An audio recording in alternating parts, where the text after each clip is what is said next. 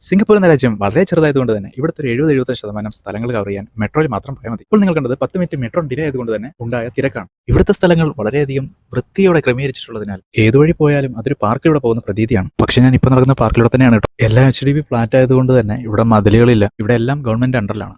സ്വന്തമായി ഫ്ലാറ്റ് വാങ്ങാൻ കഴിയാത്തതുകൊണ്ട് തന്നെ എല്ലാവരും HDB ഫ്ലാറ്റുകളെ തന്നെയാണ് സമീപിക്കുന്നത്. 99 വർഷത്തെ മാക്സിമം കരാറാണ് ഇതിനകത്തുള്ളത്.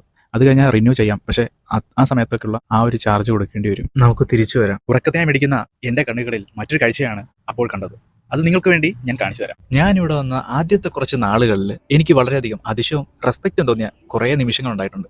അതിൽ ഒരു കാര്യം, പ്രായം വളരെയധികം കൂടിയ ആൾക്കാർ തന്നെ വളരെയധികം യങ്ങായിട്ട്, സ്പീഡായിട്ട്, പക്കയായിട്ട്, ക്ലിയർ ആയിട്ട് ജോലി ചെയ്യുന്നു. അത് എന്തുകൊണ്ടാന്ന് വെച്ചാൽ ഇതൊക്കെ തന്നെയാണ് കാര്യം. അത് ഒന്ന് ഡാൻസ്, ഫാമിലി സ്പെൻഡ് ചെയ്യുന്ന ടൈം, എക്സസൈസ് എല്ലാം ഇതിലുണ്ട്. അതുകൊണ്ട് തന്നെ ഓവർ സൈസ്ഡ് ആയിട്ടുള്ള ആൾക്കാർ വളരെ കുറവാണ്. ഡാൻസിലുള്ള മുഴുവൻ പേരും ചൈനീസ്, സിംഗപ്പൂരിയൻസ്, മലേഷ്യൻസ് ഒക്കെ ആണെങ്കിൽ തന്നെയും അത് ഏത് നാട്ടുകാരുടെ പാട്ടാണെന്ന് ജസ്റ്റ് ഒന്ന് കേട്ടോക്ക്. അപ്പോൾ ഓക്കെ, ബൈ.